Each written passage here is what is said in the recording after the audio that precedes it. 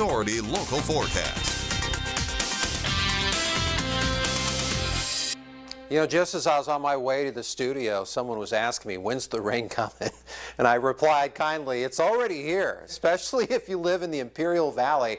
We're starting to really get in on it right now. Let's take a look at your RV World Yuma Sky Cam. And, you know, it's natural to ask a question like that when you see a view like this where you wouldn't think anything's going to be happening, right?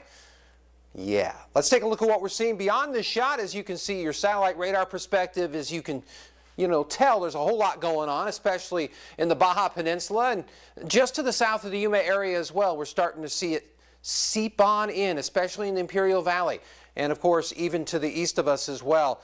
So again, south of the border they're really getting it, but right now we're just starting to taste it, if that makes any sense. Here's what we're looking at with your satellite radar perspective. There it is right there, the thicker conglomerations, really not having a whole lot of oomph once it gets north of the border, but nonetheless we're still getting rain, and that's the victory in of itself right there. We got moderate rainfall from Mexicali to El Centro, even up into Imperial as well. On the Arizona side of the desert southwest, we're starting to see some development south of Tacna, but not affecting real populated areas as of yet. So we'll continue to keep our eyes peeled, but hey, it's no Jiffy Pop secret that yes, we have flood concerns, a flash flood watch in effect from now until 1 a.m. Thursday. So that's a huge chunk of time where flooding can actually happen. So this accounts for the entirety of Imperial Valley and partiality of Yuma County. So pretty much the populated areas are going to be affected by this. So we're going to get rain. The question is how much, and we'll get into that in a little bit. But in the meantime, temperatures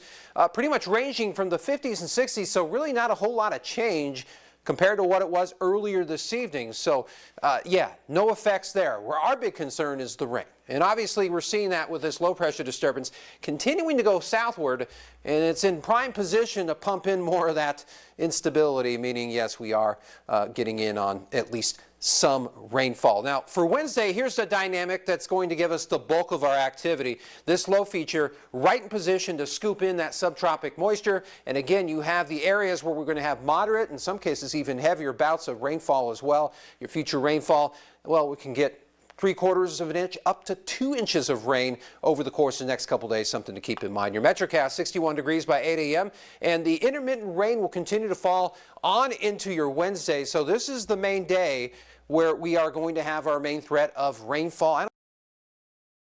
I guess if you're talking about flooding you would, and here it is right here. Chances of rain will wane as we get through Thursday. We'll quiet things down, and then we can potentially pick them up again as we get on into the upcoming weekend as well. But notice the temperatures really not all that high. So keep in mind, 70s about the average for this time of year. For the most part, will be below average. So quite a development here in the month of January.